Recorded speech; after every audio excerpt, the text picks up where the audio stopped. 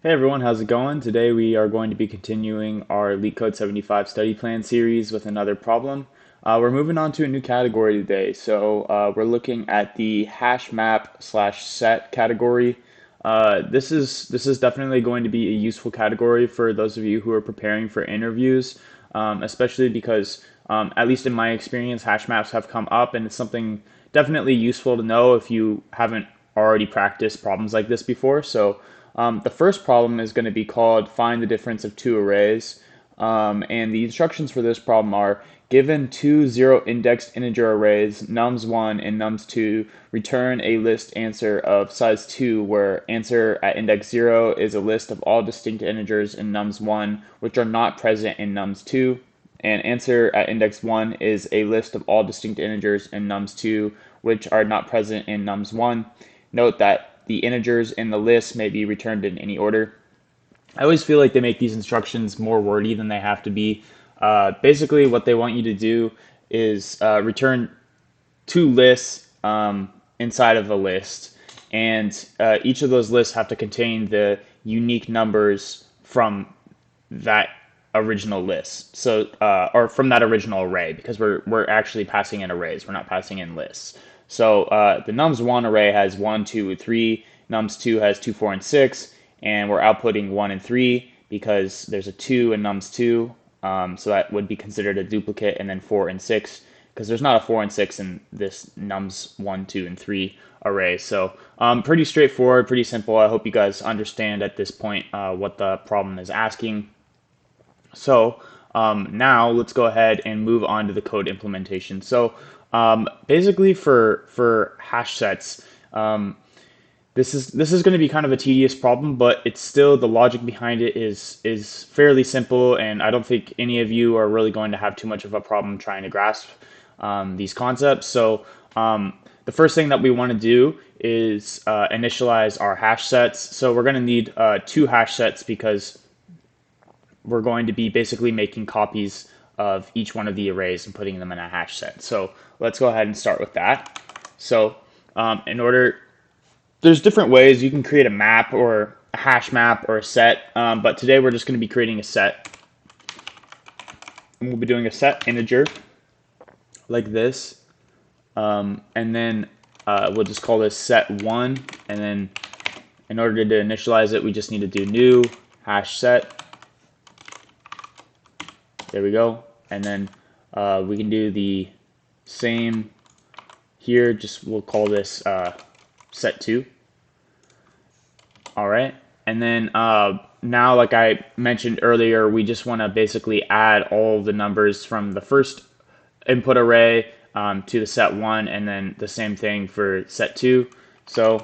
We can use a for each loop for that. So for int num and nums1, we're just going to do set1 add num.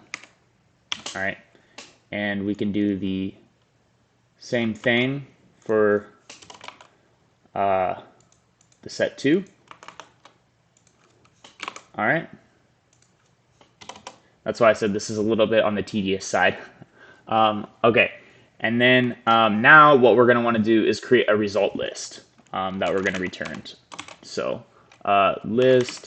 List, and then integer.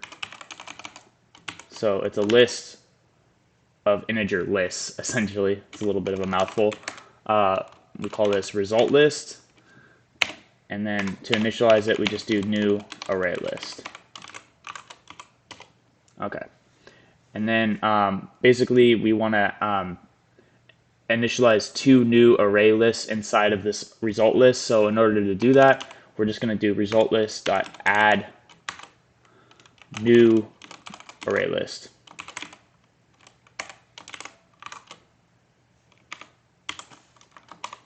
And then we just do this twice. All right. And then now this is where we're going to check for our duplicates. So for int num and set1. Okay, so we need to set up an if statement. So if, and I'll show you this, set2 doesn't contain num, then what we're going to do is result list that get 0, and we're doing get 0 because remember lists are 0 index, so we're getting the first list. Once we get that first list, we're going to add num to it. So to kind of go back on and explain what we're doing here, if the second set contains a number from the first set, if it doesn't contain a number from the first set, then what we're going to do is add that number to the first list in the result list, right? And then all we have to do is the same thing except reverse it for the second set. So for all the numbers in set 2, and then if set 1 contains it, and then we're going to add it to the second set, right? Okay, and then all we need to do after that is return the result list. Okay, so let's go ahead and try this. All right, so I figured out what I did wrong. I just had a little typo here. I had this set as nums1 instead of nums2. It's just a little bit of a typo. I'm sure maybe those of you who were paying attention could have caught that. So my apologies. But anyways, after setting this to nums2,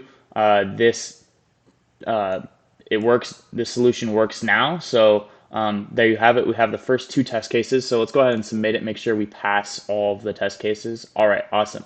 So there we go. That's your solution for the first hash set problem.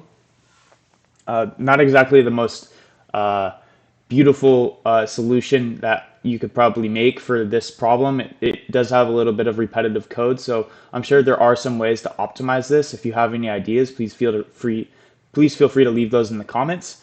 But in terms of time and space complexity, it's a fairly optimized solution, especially compared to a brute force solution where you'd use a nested loop that would have a time complexity of n times m, where n is the first input array and m is the second input array, because we'd have to check at each index of the first array and iterate through the entire second index to check if there's a match. So that'd be a lot slower solution than actually using a hash map, and that's why we're practicing this particular category, because hash maps or hash sets can be a particularly quick way of solving problems like this, because the time complexity for this solution is big O of n. And the reason it's big O of n is because we're still iterating through this entire input array, right? And that's a big O of n operation. However, when we go through and do operations with the hash set, then that's a constant runtime. That's big O of 1, because of the way that hash maps are designed, or hash sets are designed. They're big O of 1 constant time operations. So that doesn't slow down our solution at all. And then for the space complexity, it's just going to be, let's see here, it's going to be big O of n, because the set that we're making scales in size, scales with the input arrays. So it would be a big O of n space complexity solution. All right, so there you have it. That's our solution for today. And if you found this helpful, please feel free to like the video and subscribe for more related content. This is the first problem in this particular category of the LeetCode 75 study plan. So stay tuned for more episodes like this. And yeah, we'll see you in the next video.